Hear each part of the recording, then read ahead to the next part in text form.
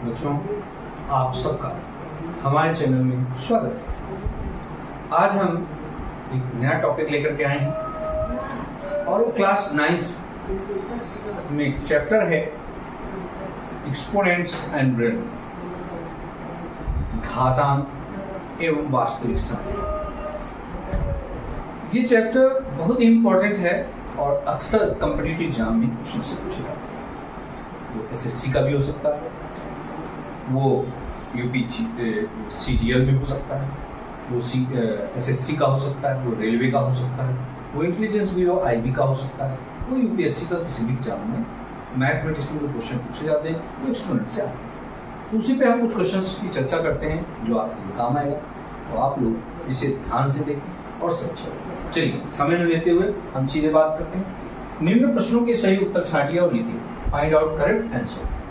a upon m, a की power m upon a की power n का मान है वैल्यू ऑफ a की पावर m upon a की पावर। यहाँ पर ध्यान दें, आपने फार्मूला पढ़ा होगा a की power m divided by a की power n is equal to होता है a की पावर m माइनस n, और इसी को हम a की power m divided by a की पावर n मतलब अपान के रूप में लिखते हैं। तो ये इसका रिजल्ट हुआ, ये इसका पहला पार्ट आपका करेक्ट। इसके बाद करते हैं 3 की पावर 2 की पावर 3, इसका मतलब हुआ 3 इंटू 3 की पावर 3 मतलब 9 की पावर 3 मीन्स 9 इंटू 9 इंटू 9, 9 9 जा 81, 9 जा 729। इसमें हमारा पार्ट जो सही होगा वो क्या होगा, सेकेंड पार्ट सही होगा। इसी प्रकार से 64 पावर 1/3, अब 64 पावर 4 मतलब इसको हम लिख सकते हैं 4 into 4 into 4 power 1/3 means 4 power 3 power 1/3, 3 cut जाएगा, 4 power n is equal to 4। इसका कौन सा पार्ट सही हो जाए, 4 हमारा रिजल्ट सही होगा। क्लियर। इसके बाद आते हैं 2 की पावर 3 2/3 प्लस 2 की पावर इंटू 2 की पावर 1/3, इनकी पावर साइड हो जाएंगे 2/3 प्लस 1/3, जब ऐड करेंगे तो पावर्स ऐड हो जाएंगे, सेम है तो ऊपर क्या हो जाएगा 3/3 इज इक्वल टू 2 की पावर 1 इज इक्वल टू 2।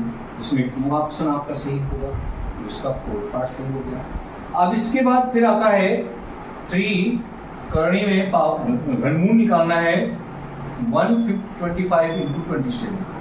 आपको मालूम है 125 का अगर हम फैक्टर करें 5 इंटू 5 इंटू 5 और 27 का करें तो 3 इंटू 3 इंटू 3, 3 के पेयर है क्योंकि जितनी पावर होती है उतनी का पेयर लेते हैं। ये 5 इंटू 3 इक्वल टू 15 हो गया।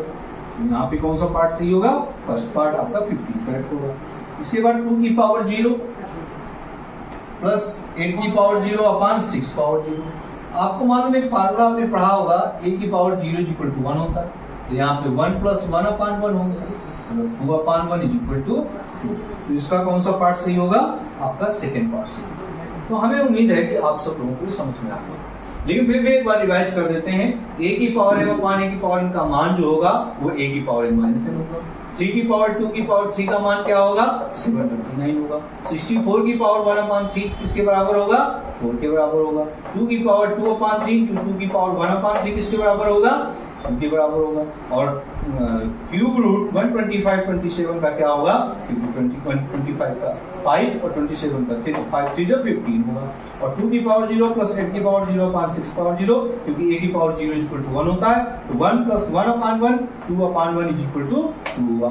तो ये आज का वीडियो आपके लिए बहुत ही इंपॉर्टेंट था और इसको आप लोग अच्छे से रिवाइज करिए और पढ़िए।